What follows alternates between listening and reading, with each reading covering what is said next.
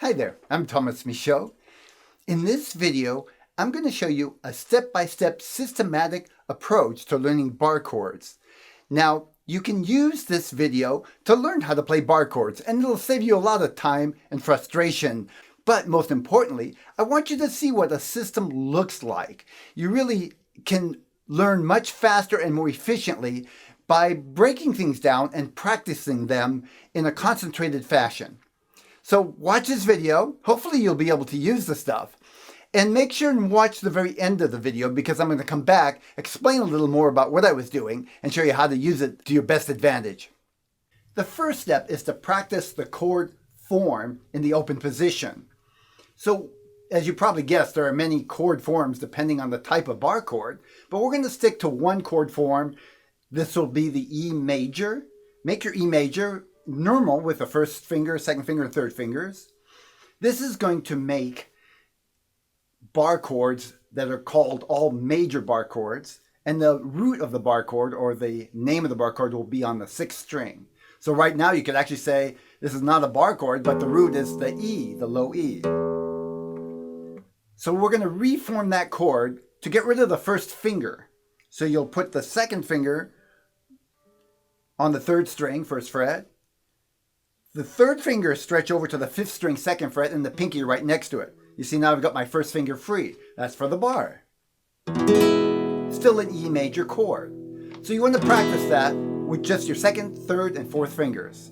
Go ahead and play it again.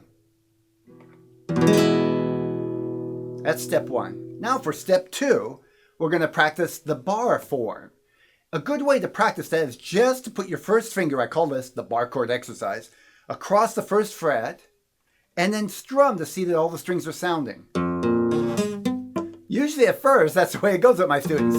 Some sound and some don't. So you want to keep adjusting your finger until you get most of them sounding. It's okay if it doesn't work perfect the first times around.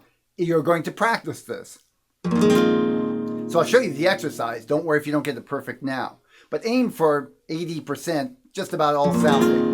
The hardest one is the first fret, by the way. As you go up, it's a little easier. Let's do the second fret now. That's what you're aiming for, so they all sound. You can help with your second finger if you want. Eventually, you're going to have to take that off because you're going to need these fingers for the bar chord. But at first, you can strengthen it with your second finger. Over time, your finger will get stronger anyway. So adjust your hand a little bit. You'll find over time that a little adjustment will help. Third fret. And so on. Now I'm going to teach you another aspect to this exercise. Still part of the second step. Let's go back to the first fret.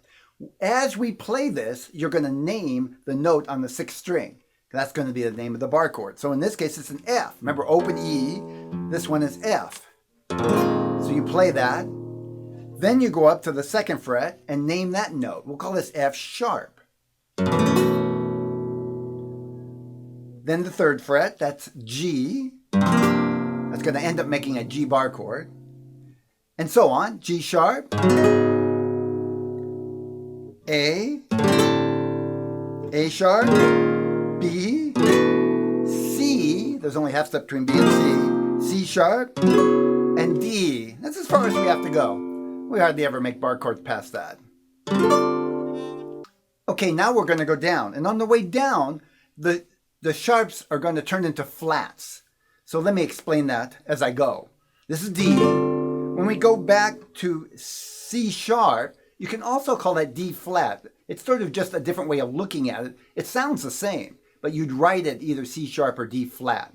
There's reasons you might use one or the other, but they're not important now. We'll call that D flat, C. Now, there's nothing between B and C, so it still goes to B. There's no flat or sharp. Then B flat, instead of A sharp. A. Just practicing saying the names of the notes. A flat. We call that enharmonic, by the way, when a note looks different on paper, but it actually sounds the same. G. Keep going. G flat. F. And F flat? No. E. Between E and F, there's no flats or sharps. Okay, so you want to practice that up and down the neck, name the notes. That's step 2. Now for step 3. 3, the fun part. We're going to put it together. Start with the chord that we made. You might want to start with the regular E and then refinger it. Get your bearings. Now slide it up 1 fret and put down the bar. That now becomes an F bar. The reason that's a little more difficult because the tension is higher right next to the nut. As you go up, it gets easier until you get way up here. Now that's F. So go up a half step. Remember the name of that bass note? You will if you practiced it. That's F sharp. G, G sharp, A sharp, B sharp, oh, B sharp, no, C. Remember, between B and C, half step. C sharp and D. Okay, we'll stop there and go backwards. That C sharp's going to be D flat now. D flat, C, B, A, no, B flat, A flat, G, G flat, F, and E. So that's the third and final step.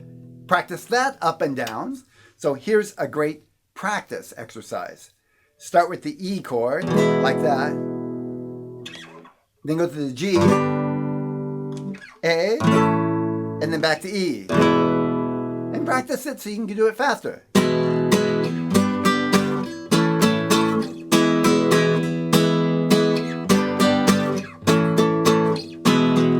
That gives you a sense of the chordal movement.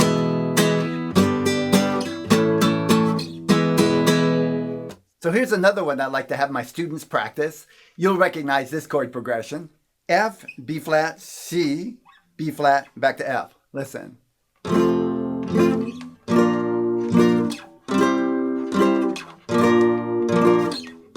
Now with a little rhythm if you like.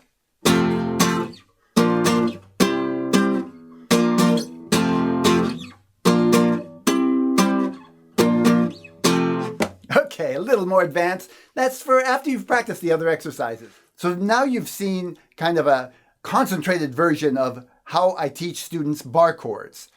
Now, normally what I do is I take these steps and I integrate them throughout my course, so it's not all at one time. For example, I'll show them how to play the open chords, how to switch the fingers around, and then integrate that bar chord exercise before they actually have to play bar chords. It's much easier that way. By the time we get to bar chords in a song, they've already practiced their finger up and down the neck of the guitar. It's strong. They know the names of the chords. The bar chords just seem to flow. The main points are: find something that you need to work on, break it down to a concentrated exercise or technique, then practice that over and over, starting slow, building up, and then apply that to a song. You can do this for yourself, or what's great if you have a teacher that can either do it for you or has a series of exercises that they can integrate at the right time. The best time to do this is before you need it. And that's why a systematic approach to learning guitar is the most efficient way to learn. Thanks for joining me.